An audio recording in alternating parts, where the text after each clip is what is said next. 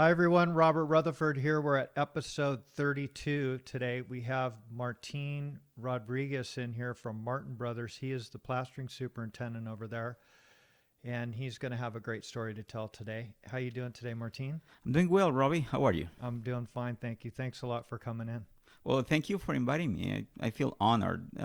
This is something that I think it's beyond my dreams in a way. I've seen many people whom I admire, people who paved the way for us to make the industry what it is nowadays, sitting in this chair. So definitely, I am honored. Well, thanks a lot. I know that you have a long history in the industry, and you're super passionate about it as well. And, we talk about a lot of different ideas when you come in here to solve problems and make things smoother. And the thing that I'm very impressed with is you understand a lot about the lathing end of it, because you guys are working to that. You're working to what the lather installed. Yes. And you have your magic that's involved in making it look good at the end of the day. But you really understand a lot of how the lathing gets put together and to make your job easier and look good at the end of the day. Yes, that is true. One thing that I've noticed over the course of the years is uh, usually when there is a defect or a problem or a flaw in the plaster, it is the plaster that gets blamed. But a lot of the times it's not necessarily the cause or the root of the problem. Sometimes we need to do a little forensics and go into what happened behind the plaster. Plaster is only reacting to whatever is behind it, whether it's the structural issues or whether it's just a matter of installation. So I think I learned to develop that more inquisitive eye, and I get curious about things. So sometimes when I see a crack, I want to know what happened behind it. Sure. And every time I had an opportunity to go on a project where the wall was open, I will go behind and take a look at how the lath was put together. So that helps me understand what caused that crack and the shape of the crack, and what the material looked like, the plaster itself. I mean, I guess to the well-versed individual, there's plenty different types of cracks. It's not just a crack. The shape of it, the direction, the consistency, or where it occurred. All those things actually have an explanation, and it helps to know where it originated to help us solve the problem on the next job. So now sometimes I find myself just before the plaster gets installed looking for the installation. Are we missing screws? Do we have plenty of screws? What the overlaps look like? And that sort of thing. But it's hard to read it in a book. You pretty much have to live it and learn it along the Absolutely. way. Absolutely. Well, and, a lot of guys just pass over that stuff and they go, that's what it is. And you really want to understand what is behind it, because like you said, nobody's looking at the lath, they're looking at the finished product, and that's what you guys are putting on the wall. That is correct. We rely heavily on standards. I mean, we have manuals, we have manufacturers' instructions, recommendations, tested assemblies, data that we can fall back on to know how we're going to put it together. But at the end of the day, if we don't follow that, and if there is a problem, who's going to be liable for it? The installer. So it's good to understand pretty much what the standards are, what the industry requires, and try to follow everything by the book. And if something goes wrong, at least you know that it's not because you didn't follow the specifications or the guidelines, but it just reduces the possibility of problems down the road. It saves you from some aggravation a lot of the times. Absolutely. Absolutely. Because, at the end of the day, you guys own it for 10 years, right? You'll be surprised. Some of the warranties now that we're being asked to put on projects, per specs, they're asking for up to 20 years of warranty on something that used to be only 5 years warranties. Is that right? Yes. Wow. That's kind of sticking your neck out and Uh, and being very confident in what you're giving your client.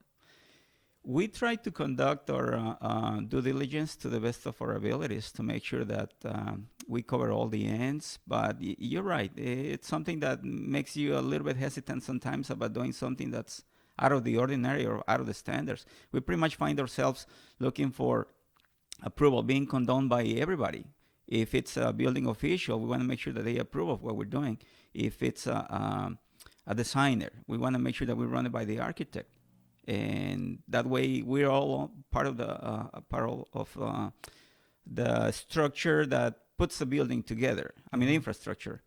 And also manufacturers, they play a big role in this. They spend a lot of time and resources just testing their products to make sure that they have a consistent product to offer to us.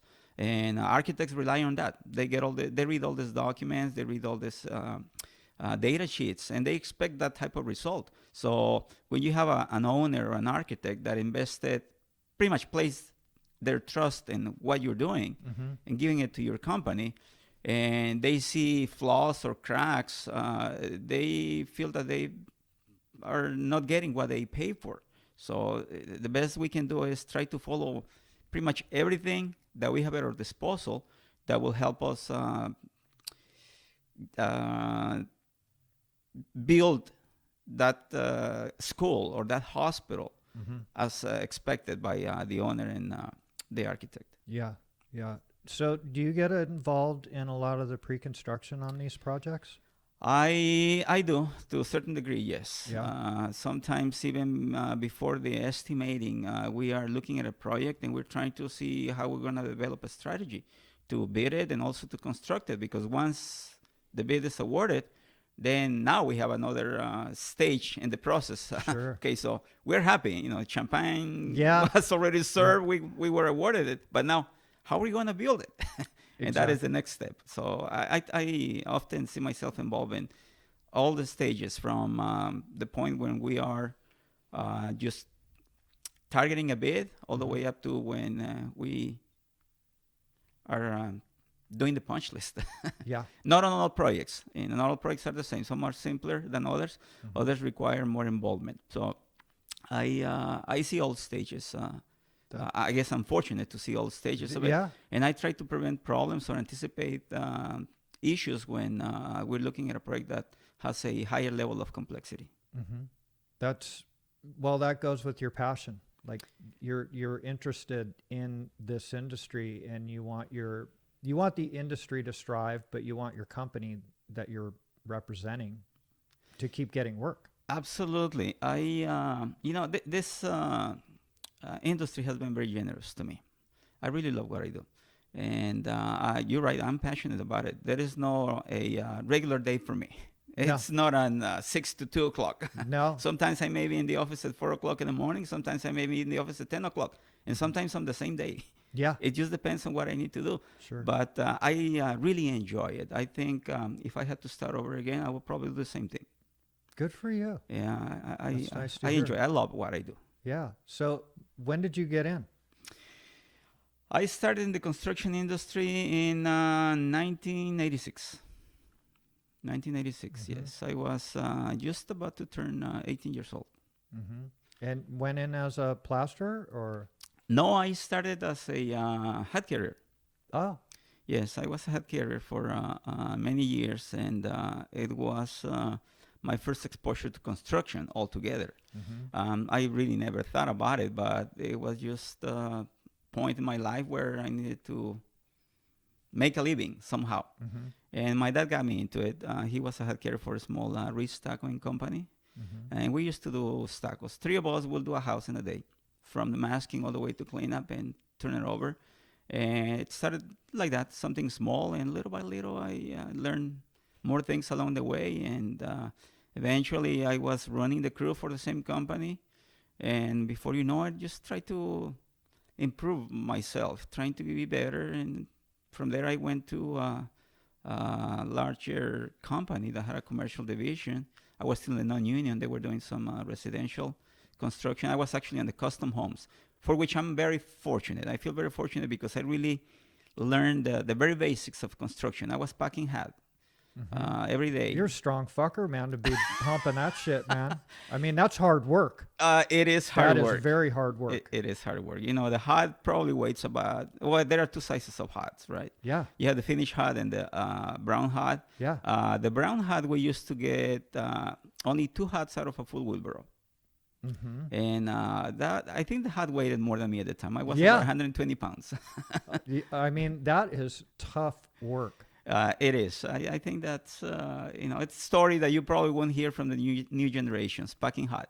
Some of No. the new kids, you tell them about a hot, and they know what's that. I mean, they say, "What's that?" They don't know what a hot is. Well, now they know, right? Well, what is it? For those people who don't know. Okay, well, the history of the hat actually dates back to Europe, if I'm not mistaken. In Europe, they used to use the hat. It's an accessory, not accessory, it's a tool. In order for builders or masons to bring the material up to the scaffold, to the higher levels, they have to, you cannot shovel bricks, right? Exactly. Right. And if you bring in one brick at a time, when there is no stairways inside yet, you're never gonna get done. So what they did, they made this contraption that's like, I will say it's like half of a cube in a way, elongated cube. Yep. All right. Well, what they did, they used to put the bricks, stack them neatly, and the hot carrier, it has a handle, so you rest it on the shoulder, and then you grab the handle, and then you climb the ladder. You used to climb the ladder with it. And once you get up to the upper levels of the scaffold, then you unload the hot. And the brick layer will take the bricks and set them on the wall. Well, that same hot used to be used for bringing the mortar also. So you could bring bricks and you could bring mortar with it. Universal. It was. It actually was a very versatile tool. Yeah. You could load up a mud board with just one hot. Okay. So it has the advantage. It had the advantage of really increasing your production, but it was tough work. I mean, you're talking about climbing up a ladder with a hat, holding it with one hand, and only grabbing yourself with the other hand while you're climbing the ladder, and with about 100 pounds on your shoulder. Yeah, and the ladders, the rungs were closer together. Yes, they were about 4 inches apart. 4 inches apart, and to make it easy, because obviously you cannot climb with 100 pounds on your shoulder rungs that are standard 12 or 14 inches. Yeah. So it was a specially made ladder. It was a very heavy ladder and a tall ladder. Yeah. Yeah. So it made it challenging just to move the ladder alone, but it made it easy to climb it. That's probably one of the reasons that the hot could not be used in the United States anymore. I think it was 1986, OSHA had some revisions to the regulations. So you could not use the ladder anymore, and you could not use the hot, because the moment that you're climbing up with a hot, you have to be grabbing on with one hand. Right. And you lose your 3-point contact. At one point when you have to let go of your hand, you only have 2 points of contact on the ladder. So that made it, I don't want to say illegal, but it just could not be used anymore. Right. So when you were climbing with a hod tool, Yes. when did you incorporate the pulley and the rope and the bucket?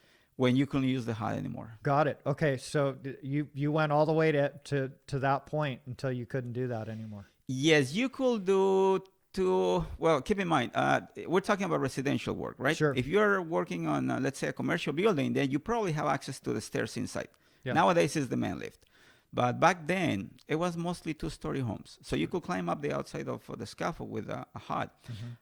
There was no really need for a pulley, but it was slow if you were to use it. Now, if you were working on something that's taller than that, then you probably will be using the pulley. Got it. But it's a slower process than the hot. And nowadays, it's a matter of safety. It's Sure. mainly for safety. Yeah. Well, now it's all pumped. It's all pump. Yeah. Exactly. Yeah. So when did you start actually, how long were you a hod carrier before you actually started spreading mud? I think I started learning to spread mud probably 6 months after I started. Okay. Yeah. So pretty So quick. I did the hot carrier duties and also the plaster duties. So depending on what the job needed, or what the crew needed, I could switch back and forth between being a hot carrier or being a plasterer. And once I joined the union as a hot carrier. So I pretty much did my entire career as a hot carrier before I moved into the office. Oh, is that right? Yes. That's what you were Yes. under, the Hobbies. But nevertheless, I was always able to plaster. Sure. Were you ever running a nozzle? Just sporadically, very Got it. very seldom. Mm-hmm. Most of the time, I mean, I did pretty much everything on the plastering crew, except that I was not the nozzleman on it all the time. Sure. All right, I probably spend more time on the finishing side Ah. than I'm floating Mm-hmm. than spraying with a nozzle.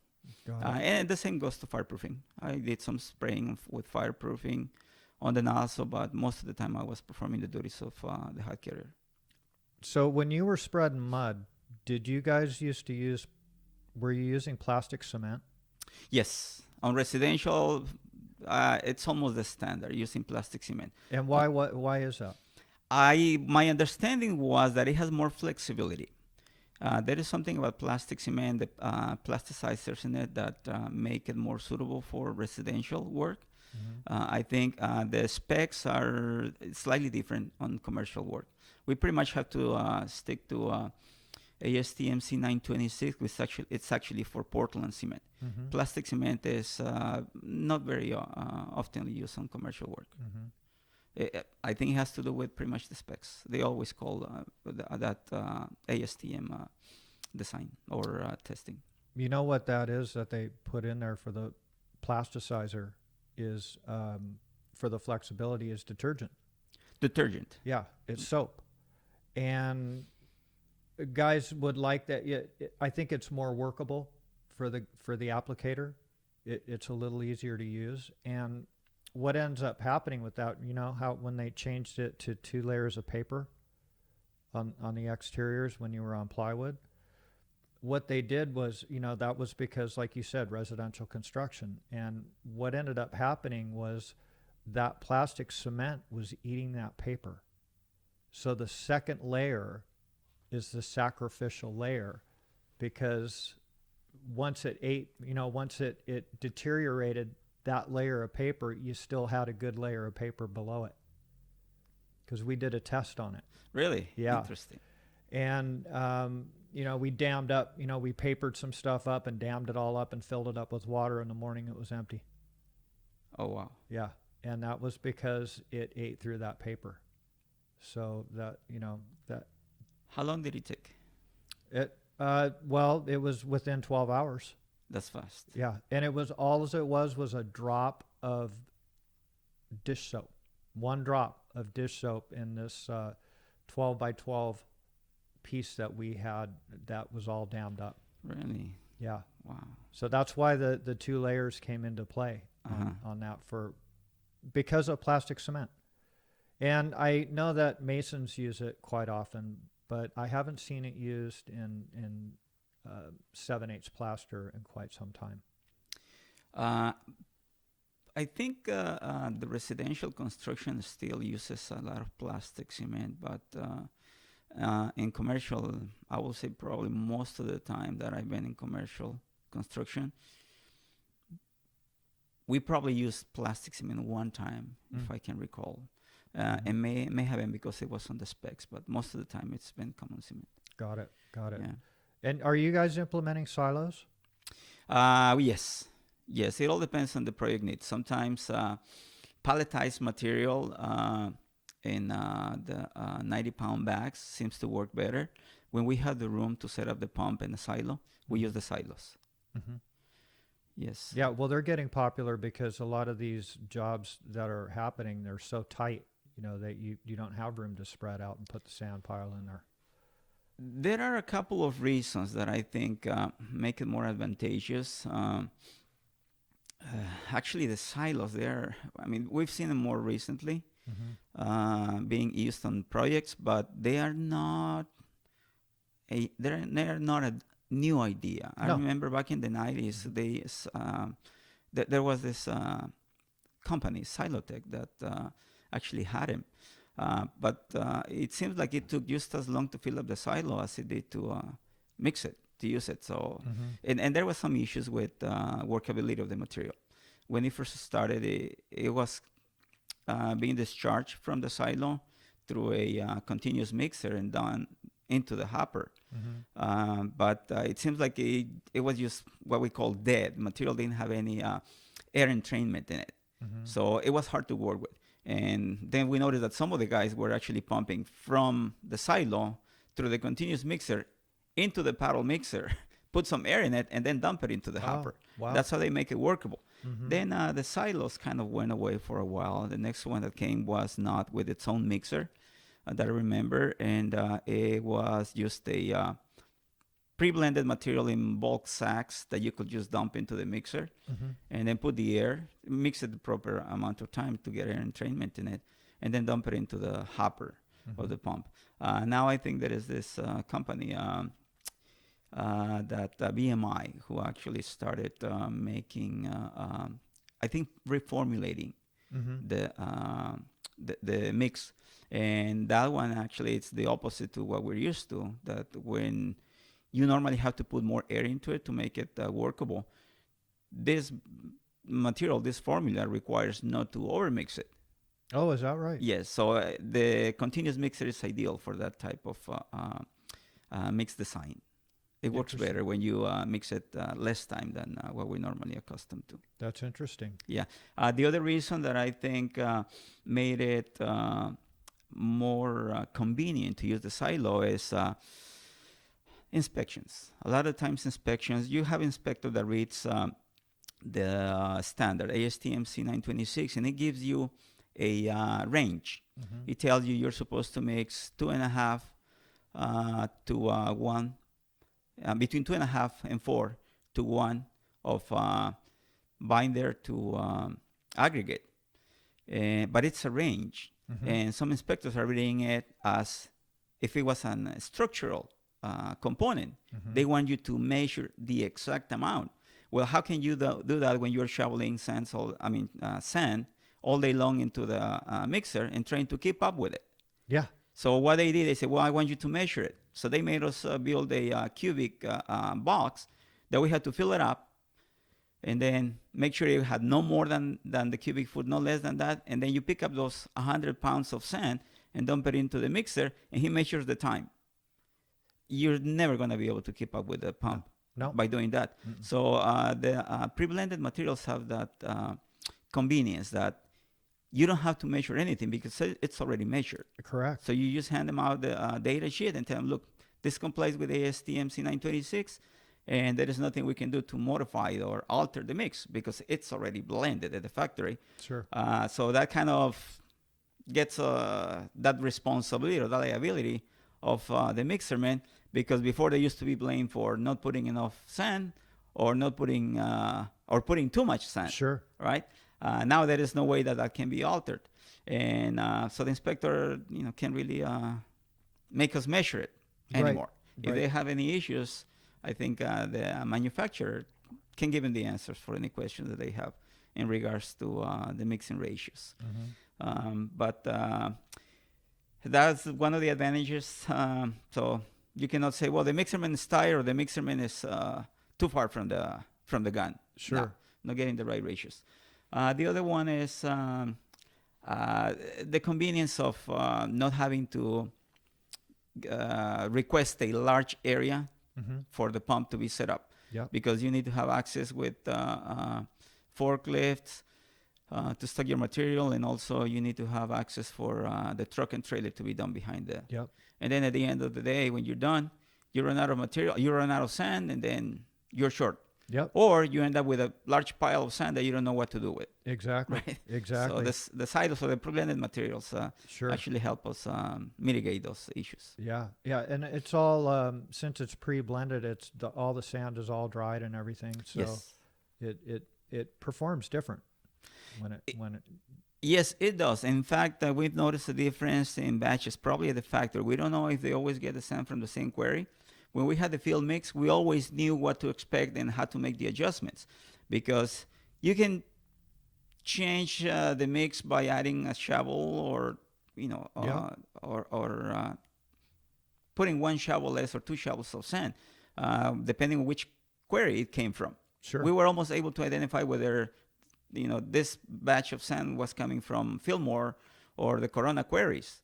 We could tell just by the color of it. So we know how it will behave inside the pump. and we made the adjustments right on the spot.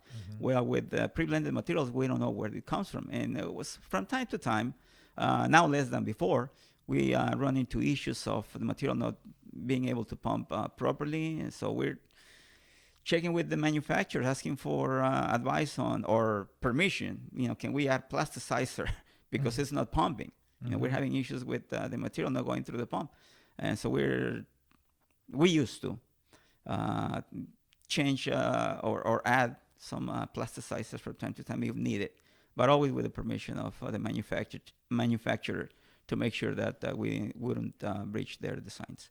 And after all, the warranty is also going to come from them, so they needed to be on board. Yeah, well, you didn't take it upon yourself to do it. You consulted them and said, hey, we're having some issues with this stuff. Can we throw a scoop in or throw some more cement in?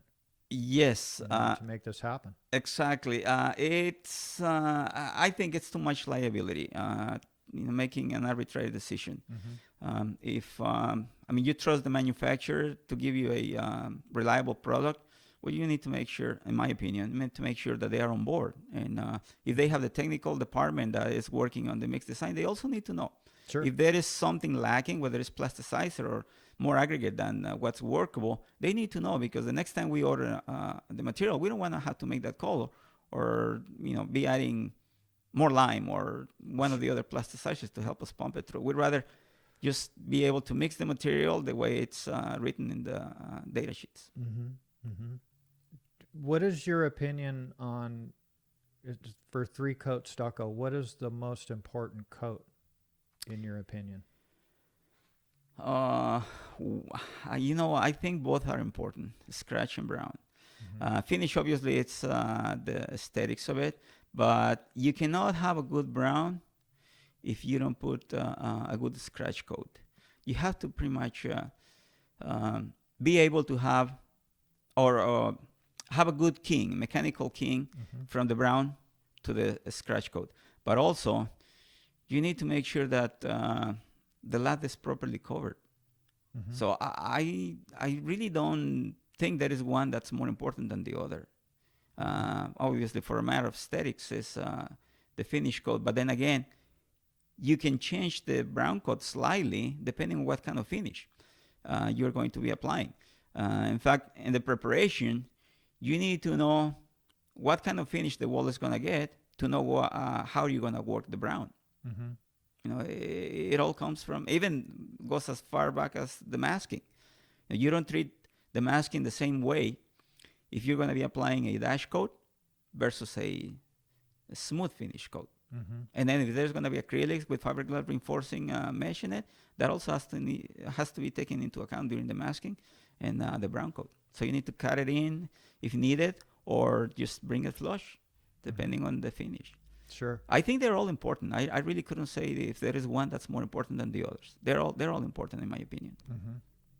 Got it. So crack isolation, you guys are, sure you're doing some jobs where you're putting mesh on there. So when you do that, are you browning it and then coming back with a base and mesh, or are you embedding the mesh in the brown? We are coming with after the brown is completed, while we are waiting for the curing, the full curing process, we install a polymer modified base coat with a fiberglass reinforcing mesh. And it, what I think that does, it kind of blends the best of both worlds, especially when you're going to have an acrylic finish, because you're going from a 100% cement base to a 50% acrylic, 50% cement, and to a 100% acrylic. So that's, I think, that's how you are bridging the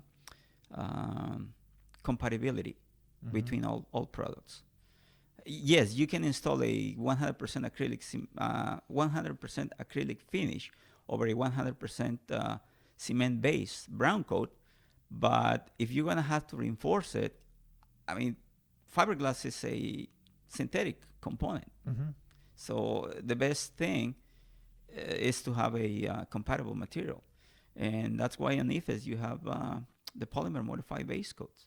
It's bridging the best of both worlds. Sure. So my opinion is, if I were to make that decision, I will still stick with the base coat, Got it. the polymer modified. Mm-hmm. Let it crack out and cure, and then come back in and take care of it. Yes. If there is movement on the brown coat, whether you put fiberglass in it or not, it's still going to occur. Sure. Okay. Now, when you have the base coat, you have some flexibility already, part of the of that base coat. And then when you have the finish on top of it, it's helping. It's a mitigation. It's not 100% guaranteed that it's not going to crack. But what could be a 1/8 of an inch fissure becomes a hairline. Got it. Right? Got it. And it's more aesthetically pleasing. Absolutely. Some people become alarmed when they see a crack on the wall. Structurally, there is nothing wrong with it. In terms of waterproofing, you still have the layers of waterproofing behind it. You know, people who think that the waterproofing is on the outer layer, it has a misconception. In reality, the waterproofing doesn't occur on the surface of the wall. It's actually behind it. Obviously, it helps if it's sealed. Sure. Because there is less water that's going to the primary waterproofing membrane. But I haven't seen a wall that does not have a crack when you remove the finish. If you were to do a restucco and sandblast the wall, you're going to see all the cracks that are hidden behind the finish. Yeah. Yeah. Well, And there is nothing wrong with the wall. No, and you know, the longer it sits, the better it is, right? Yes.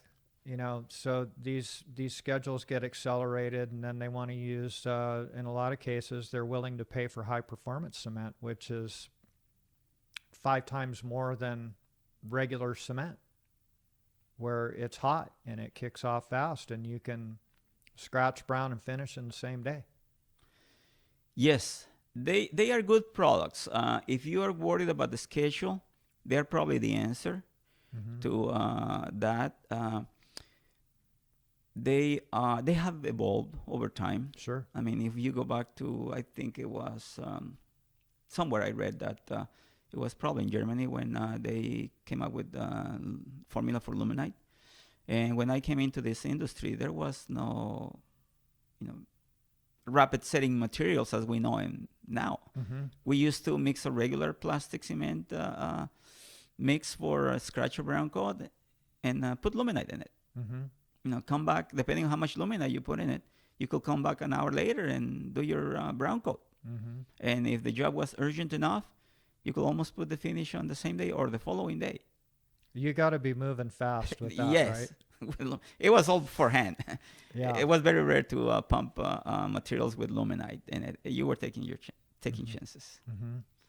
But that's how the industry has been evolving. Yeah. Well, it gets the thing is with lath and plaster is you can change the color of the building so fast, and it pleases the owners and the managers because they're seeing progress. Yes. And they want to see that get done. And what ends up, these schedules get kicked out. They do have a schedule on the job.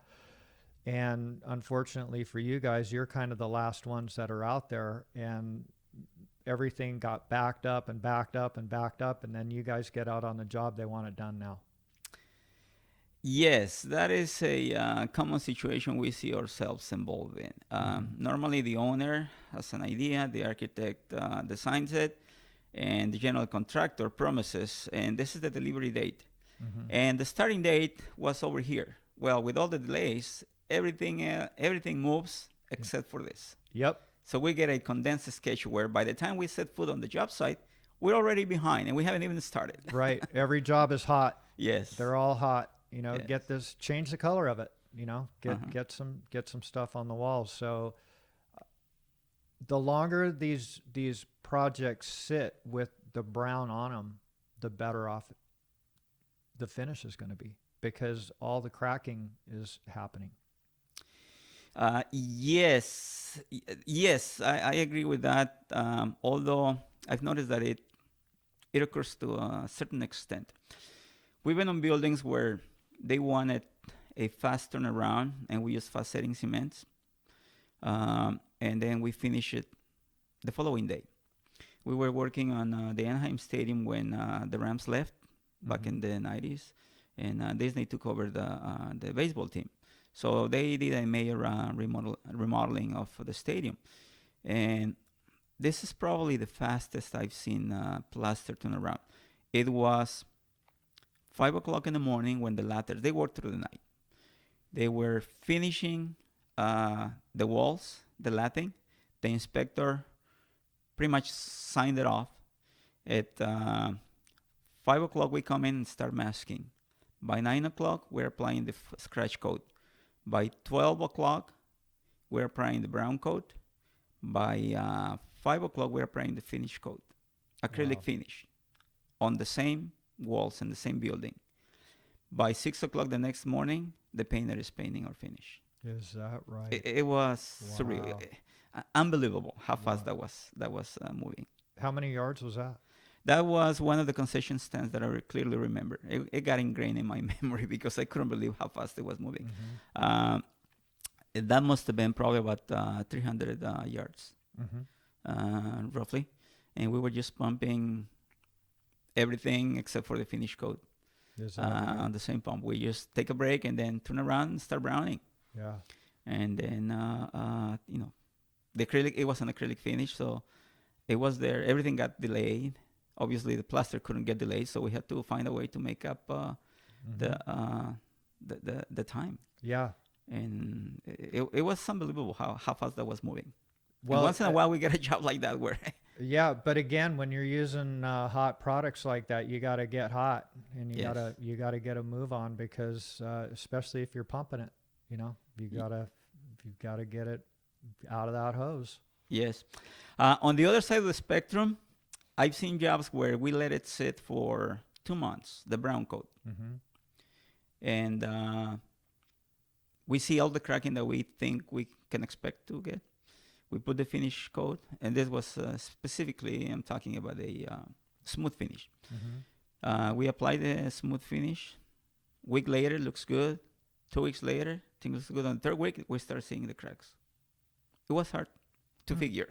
Yeah. Well, another thing that is not considered is, these floors get on commercial buildings, they get the drywall is stocked in there, before any of that brittle surface gets applied. And in a lot of cases, the drywall's hung. It's different when you screw it off, because you're not banging on the walls, right?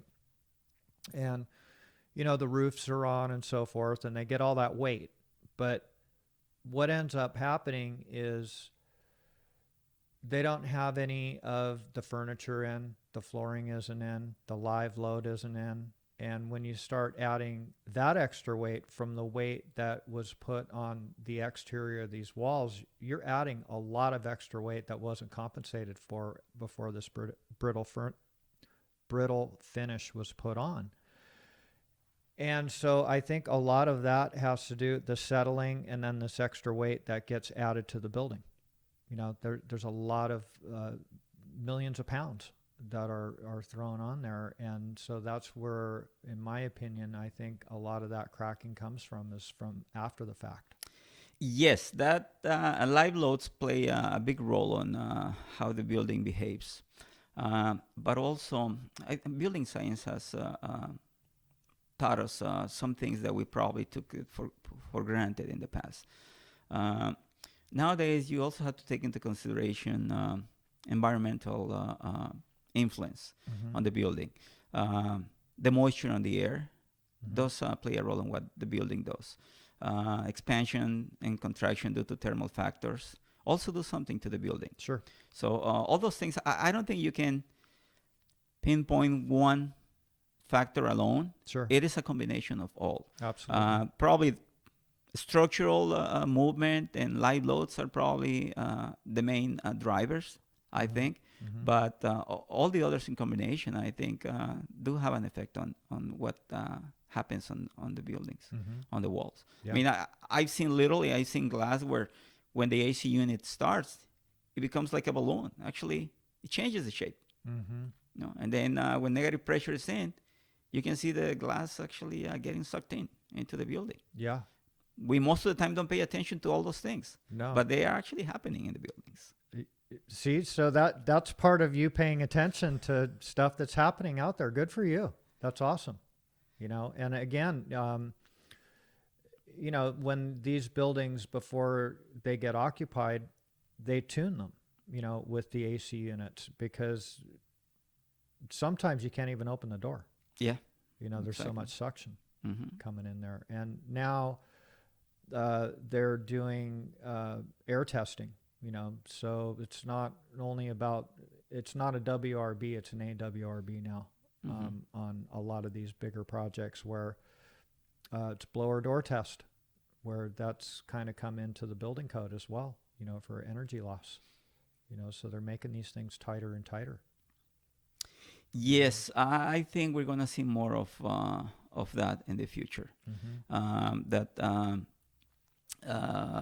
old, I guess the old phrase that most of us at one point uttered or hear from somebody is that I've been doing it like this for so many years. Sure. I think it's gonna be a thing of the past. Mm-hmm. We need to really stay up to date with everything, how it's changing, because the construction industry, building science, everything that we're learning on nowadays is playing a big role on how buildings are being designed and how they're being constructed. Mm-hmm. And you either have to go with that flow, or you're going to be out of the flow, Yes. because it's just going to run you over. You Mm-hmm. have to go with it and embrace it. And that's what Martin Brothers has always done. They've always embraced new techniques and keep up with the technology that's out there. Yes, yes, that is one thing that I believe Martin Brothers has found an knack for. Always looking toward the future, Mm-hmm. being innovative, taking on challenges of things that haven't been done in the past. And I think we have a good team. We do well at it. That's not saying that everything is very simple and very easy, because that will be further from the truth. Sure. But reality is that we are somewhat have the courage to take on challenges. In fact, personally, I like a challenge, something that is monotonous and repetitive. I start losing attention. I'm looking for something that's new that we haven't done, or that poses a challenge for us. And I think Martin Brothers has thrived in that environment. Well, they not only have the courage, they have the confidence. You know, you have some aces over in Yes. that company, Yeah. and there's a lot of guys that work in that company that have your same attitude. They want to solve problems and give clients a great finished product, and it's lots of passion. There's lots of passion there, and they want to embrace new techniques and try different things and kick it around and talk to the guys in the field on and get their opinions on how this stuff is going to get put together and what it's going to look like when it's finished. You guys have a really difficult one right now with that Lucas Museum. That is one of them. Yes. I think that's the hardest one. Right now, yes, that one's probably at the top. It is. It's almost like inventing something that hasn't been done. Mm-hmm. That is a challenging project. Are you involved in that one at all? Yes, on the Wow. fireproofing side of it, and the plastering, Yeah, the plaster scope that we have. got it. Because a lot of the exterior that is precast, right? Most of it is, yes. They are FRPs, Mm-hmm. fiber reinforced panels or polymers. Yeah. Yeah. Are you guys out there set up spraying Monaco? Not yet. Soon we will. Got it. Yeah. We are probably looking at being there in another month and a Oh, half, wow. I think. Wow. So that superstructure is going up. Yes. There is a portion of the south end that's already the steel has been erected already. Mm-hmm. They are moving up with the concrete pours, and not long after the concrete pours, we're going to start the fireproofing. Mm-hmm. There are some miscellaneous things that need to happen before we start fireproofing. Right after the concrete, we need to let the MEPs install their attachments, hangers, things that are going to be directly attached to the structural steel before we start fireproofing. Sure. But it's coming soon. It's coming along. Do you have any idea how many square feet that is? I should know that, but You don't I know that don't. one? No, Jesus. I don't. I'm more Alright. preoccupied with the bags of fireproofing. So how and many sacks? it's going to be, if I'm not mistaken, right around 10,000, I think. Probably by the time it's all said and done. Wow. Yeah, we're getting there. In terms of the number of bags compared to the wheelchair grant, it's not that big, but the square footages of the building itself are large. Yeah, well, Wilshire Grand was lots of square footage. Yes. Yeah. That was a monster. That was a lot of bags going in that one. That was a monster. So do you have any family members in the industry? No, only my dad who got me into it, and then he retired. Mm-hmm. Nobody else really. Nobody else. No. You're all by yourself. Pretty much. You're all by yourselves. What company did you start with when you got into the union? When I started, it was that small shop doing re-scrubs that I mentioned to you. Mm-hmm. It was Armas Plastering back in 1986. Mm-hmm. Small mom and pop shop that used to do mostly re-stuccos and then some room additions, custom homes once in a while. From there, I went to work for another small company, a little bit bigger. It was Don Davis. They were based in Long Beach. And then I went to work for Jim Durston Plastering. Mm-hmm. And these are non-union guys. All non-unions, small shops. Mm-hmm. But that's where I think I learned the basics of it. Sure. Yeah, the nitty-gritty of the plastering side. And then I went to work for Apex on the non-union side. And before then, I joined the union in '89 and went to work for Church and Larson. That was my first commercial company. Got it. I worked there for a couple of years, and then I was offered to if I wanted to come work for Rutherford, and I stayed there for about 18 years at Rutherford. Yeah. Yes. Good career. I learned a lot. Yeah. I learned a lot. It's a good company. Yeah. Yeah. They turn out some aces. Yes. They turn out good men out of that company, and their reputation is very good in the industry. Yes. And continues to be. It's always been quality driven. Mm-hmm. That was we took a lot of pride. Working for Jim and Paul and Brad was a pleasure. Mm-hmm. It was a very accommodating company. They're great people, great human beings. Mm-hmm. Always very considerate, and I learned a lot there. I felt very proud of being part of the team. Sure. Because we were always delivering quality. Mm-hmm. We really took our job seriously. We were committed to it. And I learned, I started as a hat carrier, and by the time I left the company, I was a foreman. And I was running some of the big jobs that we were having at the time. Sure. And learned from just fireproofing and regular plastering, eifs, historical restoration. We did some outstanding restoration projects that don't come around very often. So No. I was I was honored to be able to participate in that, and it was a great learning experience. Sure. To be able to see things that you normally don't encounter often. And you ended up at Martin Brothers after you were at Rutherford? I was teaching for about 4 years. Oh, really? Yes, I was teaching the apprenticeship program. Oh, is that right? Yes, Got it. and I've always been very fortunate to have good people that I work for, good bosses.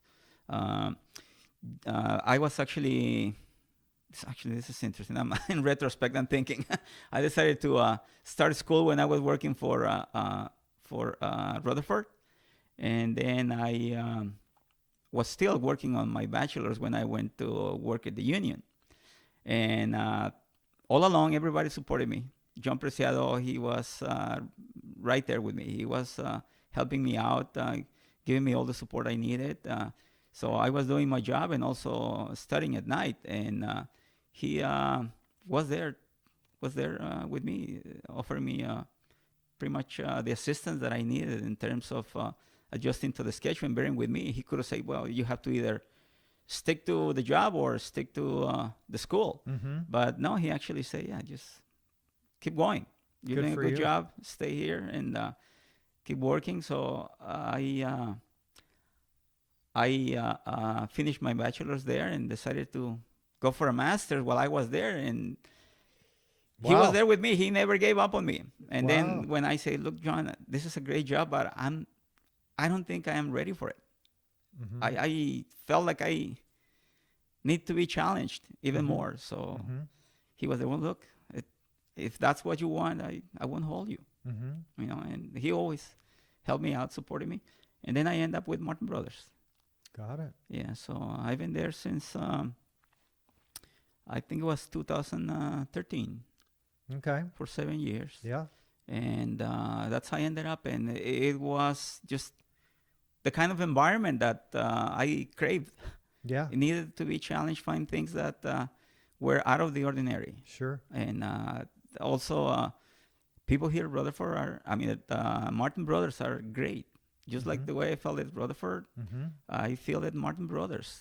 They really embrace me, and that's why I think I am so involved and dedicated. Yeah. So I feel that reciprocity where if something is a challenge, I take on it. Yeah. We don't back down. We actually go for it, and Mhm. they treat me really well. I'm very happy there. Excellent. And Excellent. Robert is an excellent human being, great person, very supportive. He's pretty much always been right behind me.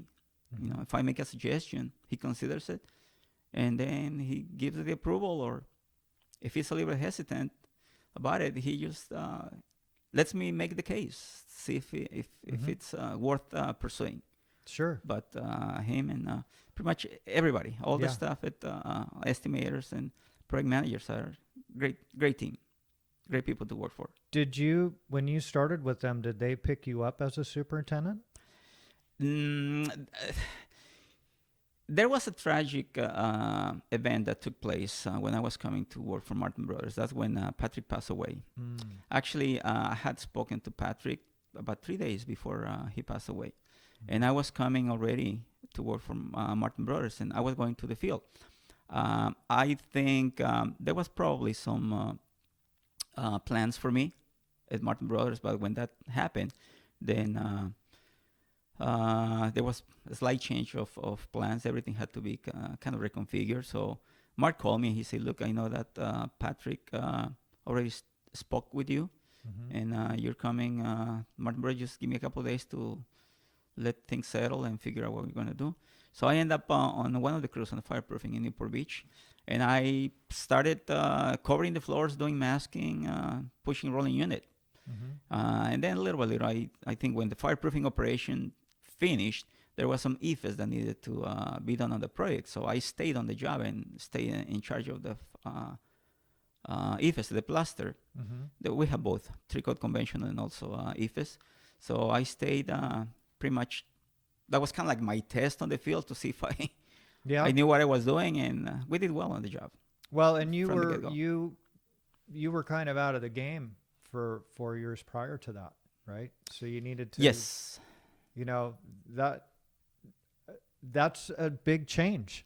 You know, like you knew what that hard work was all about, Yes. you know, because you were in it for all those years. But stepping out of it for 4 years, you had to retrain those muscles again. Yes, yes, that's for sure. I tell you what, probably the muscles was the one thing that I needed to kind of warm up again. Sure. But all the things in terms of planning and figuring out how we're going to do the job, they were still here Sure. for some reason. Seems like my memory, my mind was still fresh. Mm-hmm. And it wasn't that hard to plan it. In fact, actually, I think the schooling kind of helped me out Mm-hmm. because while before I was just doing things intuitively, now I have a little bit of a structure that helped me plan it in a better way than I used to do. So I started working the numbers right away. Start looking at our productions and figure, okay, well, I think we're a little bit short over here. We have a little bit extra here. So how can we make this work? And on the end, the plastering did well, and I think that kind of was my my test. Mm-hmm. And then they saw, well, maybe it's time to move me to the office. So I went there and end up as the superintendent for the plastering and fireproofing. After Patrick passed away, actually, we went through a couple of different trials with management Mm-hmm. in terms of superintendents. And so I mean, after that, once I got assigned to lead those divisions, then I've been there doing that. I've been doing more project managing now than I used to before. So I'm trying to go back and forth between the project management and the superintendent role. And Well, you're super valuable. So like you're not just in that one position, so you're a project manager too. Good for you. Good for them. yes, one thing that I think I learned to identify is the level of attention that some projects deserve. Mm-hmm. Some of them you can just set up the crew, and once they get going, they can handle it on their own. Mm-hmm. And other projects, they require constant attention. And I try to identify that. If I can make the job easier for the crew, we're going to do well. All right. I know what it is like when they when they give you a set of plans and a schedule and a budget, Mm-hmm. and you still have to figure out where to start. You don't know where the problems are. Well, I try to kind of on the pre-construction or the preparation of the job before we hand it out to the crews, I try to identify those potential problem Mm-hmm. zones. Mm-hmm. And then I'll let the foreman know, look, watch out for this. You may want to think about how you're going to approach this area. Mm-hmm. Or sometimes I make suggestions and look, if I were you, this is what I will do. Mm-hmm. Sometimes they take it, sometimes they adapt it, sometimes they come up with a better idea than the one Sure. I have. But it's that collaborative effort that makes Mhm. things easier. Yeah. Yeah. That's, because you all have the same goal. you know. Yes, You want to get it done so you can go to the next one. exactly. Do it again. Right. That's how it That's- works. That's good. So how many guys do you have running right now? I think last time I took count of the plastering side, fireproofing, we probably had about 45 guys. Mm. 45 guys. Good size crew. But it changes. It Sure. switches Mhm. depending on how many jobs we got going. I mean, there are some jobs that may have 30 guys on just one job. Mhm. But we haven't had one of those jobs lately. It's been jumping around. And this is what happens too. Sometimes we get caught up on one job Mhm. and we don't really need to hire more people. We just take the same crew and Move them somewhere move them else. to the other job. Yeah. So we could be sometimes we could be handling more projects with the same crew if the jobs don't require a constant presence Sure. of a large crew. Yeah. Well, you guys can get so much done in a day, and change the color of that building. And if you had, a lot of it comes down to how many pumps you have, right? So you could go and scratch this giant job in one day, and then the next day go and brown on another building, right? Yes, Move your guys around. yes. Plaster is a craftsman. Mm-hmm. It's a craftsman or craftsmanship division. The number of guys that you have on the job doesn't always correlate to the amount of production that you're going to get from them. What we noticed, or what we know, I mean, I kind of learned this a while ago, is that if you have the right guys, they don't have to be a very large crew to be able to produce, Sure. right? You just have the right combination. Identify what the guy's strengths are, and just place them in the right position and in the right location with the right team, and they get a lot done Yeah. without too much pressure. They know most of the guys are proud to do what they do, Absolutely. right? Yeah. And it's those guys who you want to identify. Mm-hmm. and just give them what they need, provide them with what the job requires, Mm-hmm. and just let them work. Keep an eye on them, but they'll get things done. Mm-hmm. All right, and but it's about having the right combination of guys. Sure. Quality, you can't rush quality, really. You can't. You can get production, but you're Mhm. going to compromise something. I agree with you And 110%. typically it's quality. Yeah. Yeah. You can't get it done fast and good. And You cheap. know? Yeah. Yeah. I mean, it that doesn't work. That math does not work. Yeah. You know, and then if you load it up with too many guys, you're taking away from your production because they're tripping on themselves. Exactly. You know, it's you guys are experts at this, so you know what it takes to get these large jobs done and how to coordinate them. Yes, it's the composition of the crew is not necessarily a mathematical formula. Schedulers sometimes see it as a spreadsheet. Mm-hmm. You know, they put so many guys. If 10 guys can get this done in 10 days, we'll put 100 guys and they can do it in one day. Exactly. It doesn't work that way. It doesn't. It does Right. not work that way. Yeah. No, So it's it's different, and sometimes it's hard to get that idea Yeah. on some people's minds, because Yeah. for them it's just a mathematical formula. Exactly.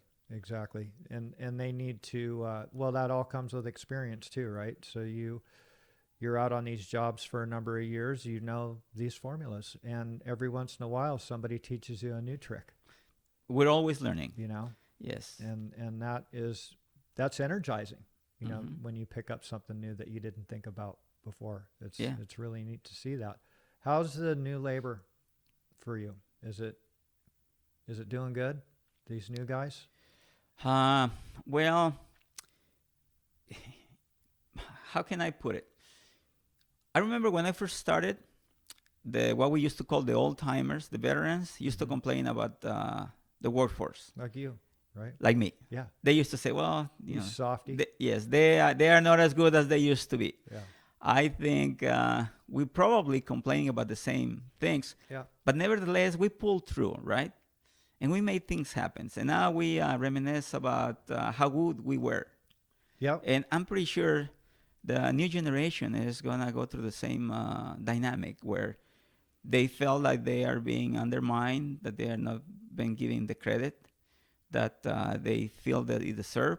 But when they become the veterans, they're probably going to have the same complaints about the new generations. Mm-hmm. There are good elements. There are always good elements. And I think the key is identifying the guys. Mm-hmm. All right.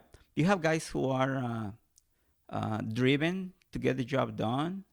And there are guys who probably won't last long. Mm-hmm. They kind of are self-filtered.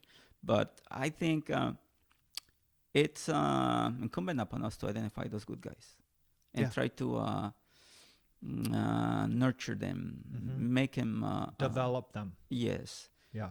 yes, make them grow to their best potential. Mm-hmm. And it is challenging. I mean, what we grew up with is different from what this new generation is growing up with. I mean, they have more things that are distractions in a way, Mm-hmm. but also there are tools. There are tools that are available to them Mm-hmm. that we didn't have. You know, we may have a hard time embracing what their skills are, but they are there. We just need to be able to find them and exploit them.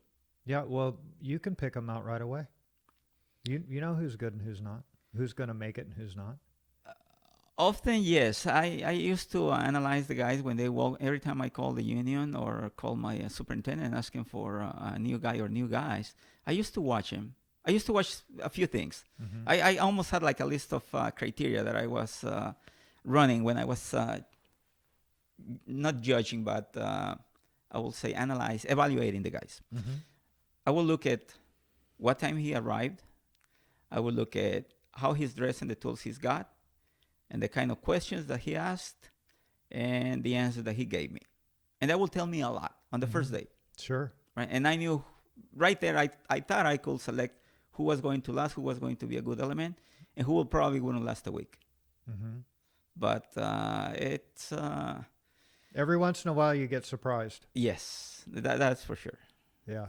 Yeah. You know, the ones that are talking shit how great they are, those are the ones you let go. Typically, they use self filter Right? or filter themselves out. Yeah. They self-destruct. Yep. Yeah. Exactly.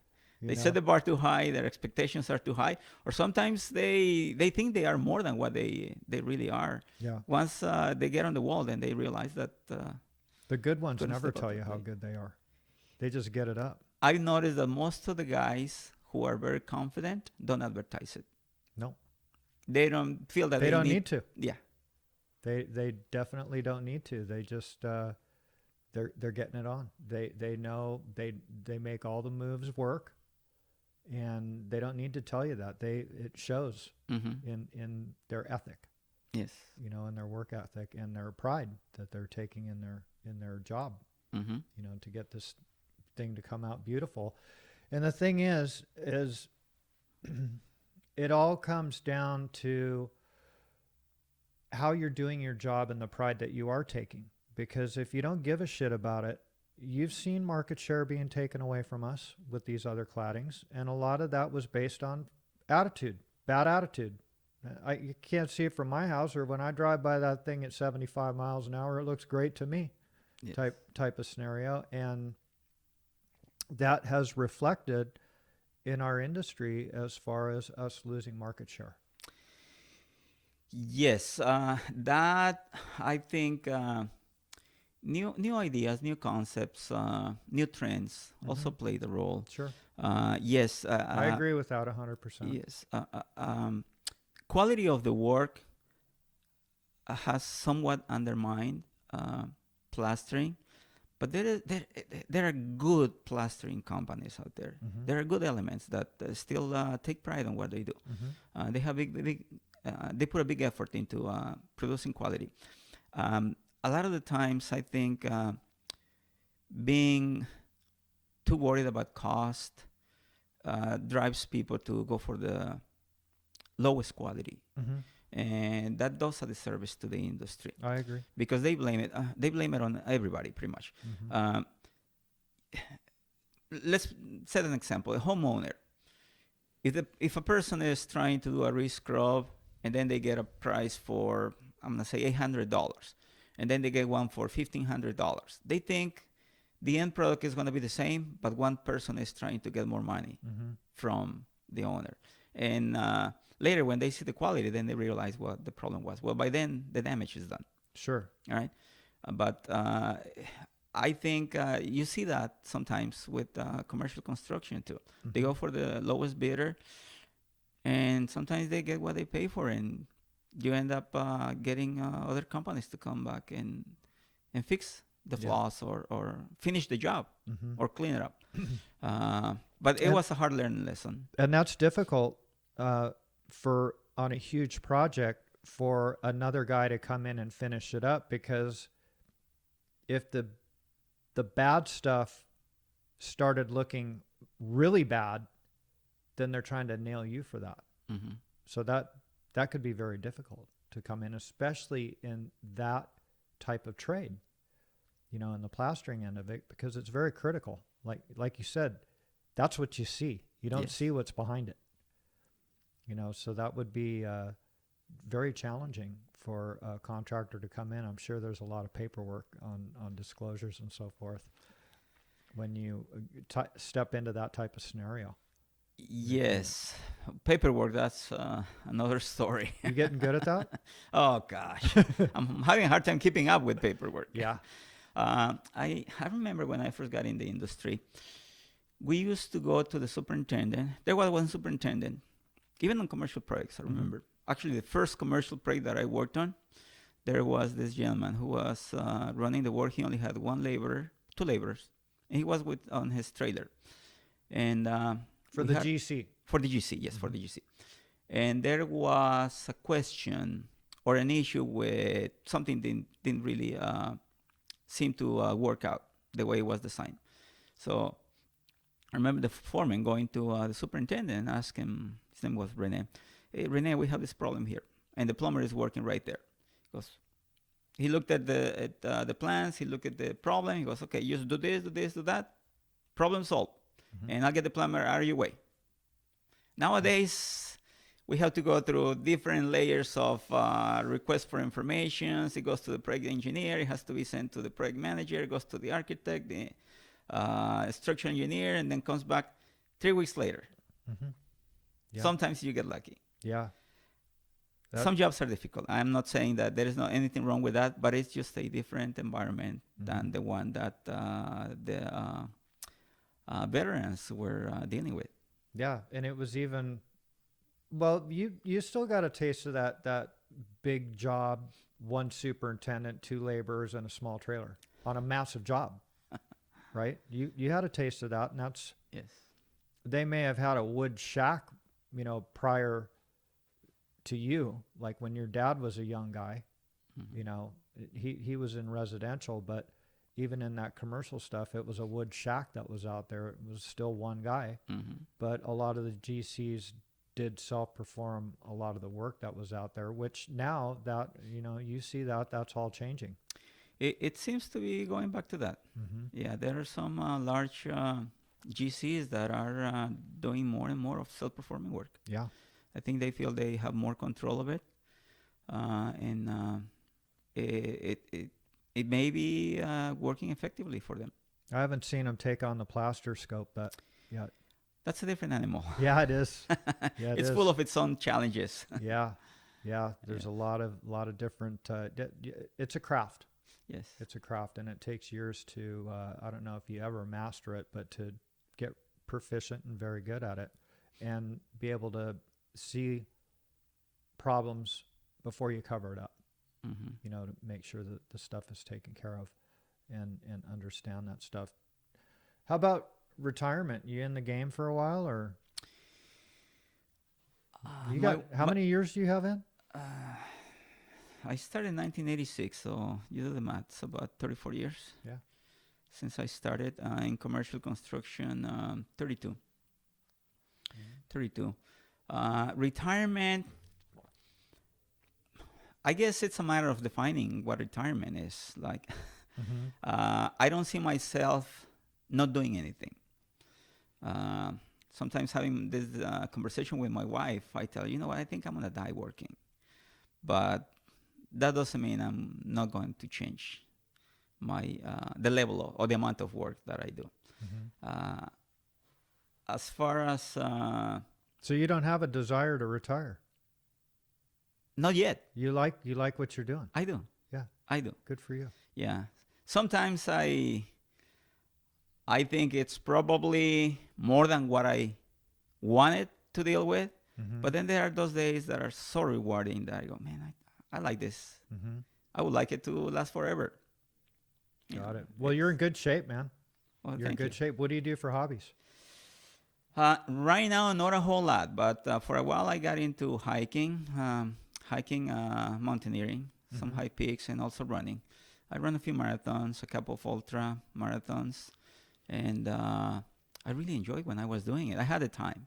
Somehow I find the time to, after shoveling 25 tons of sand, go home and then run 12 miles after work, and then... they should have brought 3,000 pounds off for you, dude.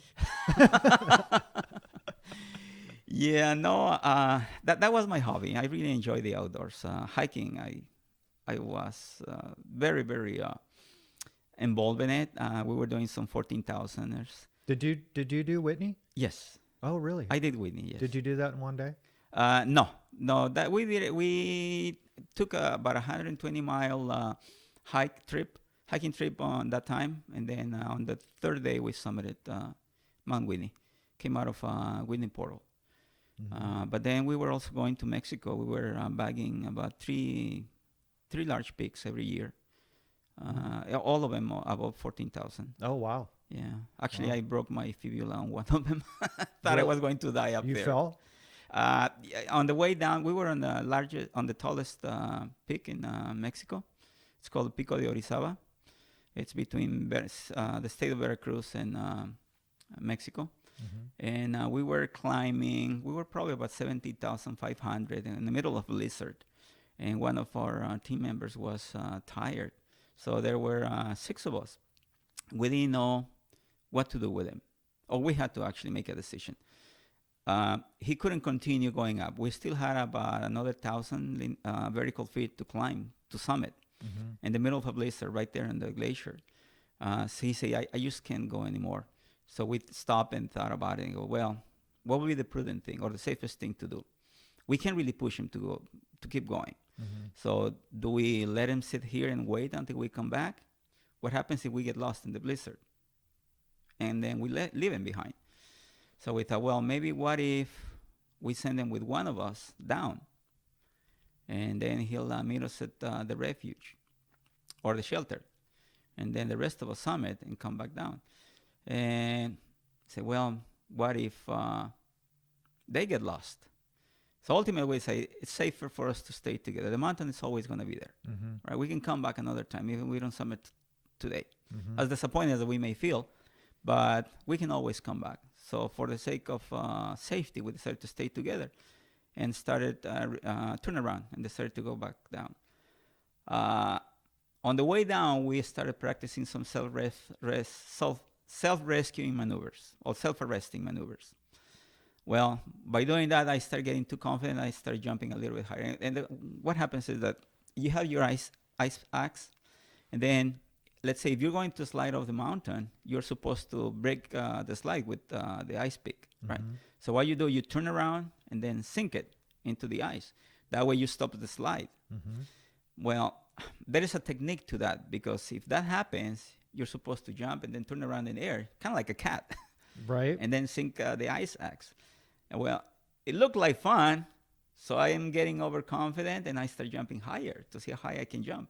On one of those times, I actually didn't turn around fast enough, and my right crampon locked on the ice, and I hear a pop, and I felt it. Oh, geez.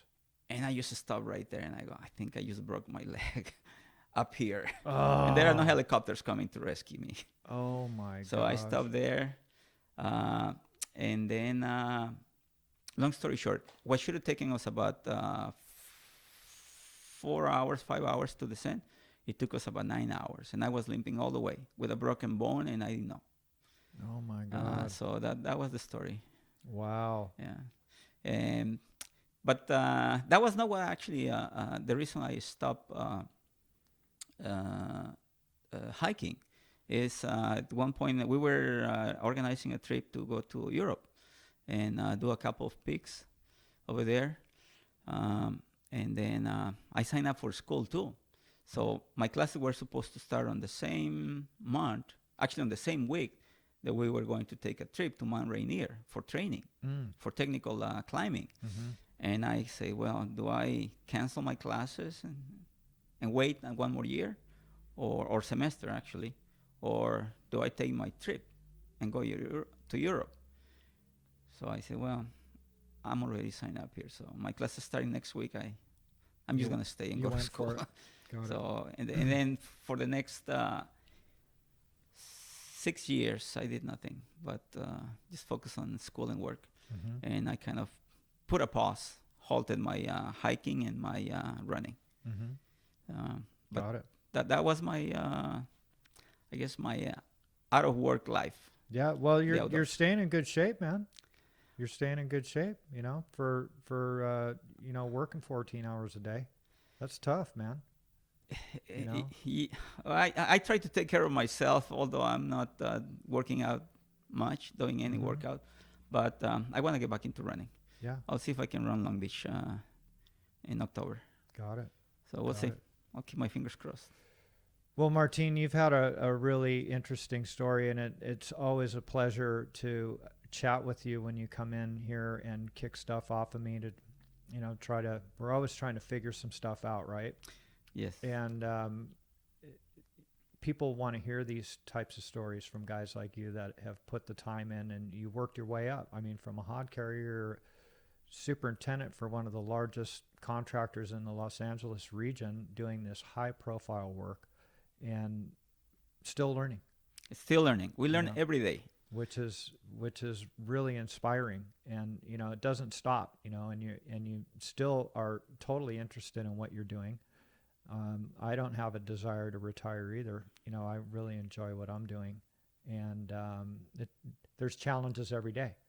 And I really appreciate you taking some time out of your day to tell your story. Well, thank you, Robin. It's been a pleasure, and it's actually those challenges that keep us interested. Sure. That's the reason I think we stay in this. Yeah. Right? Yeah. If it was boring and monotonous, I don't know if I would have lasted. No. You would you may have gone to something else or retired. Or retired. Yeah. Probably. So thanks again, Martin. Well, thank you, Robbie. All It's right. been a pleasure. Thanks.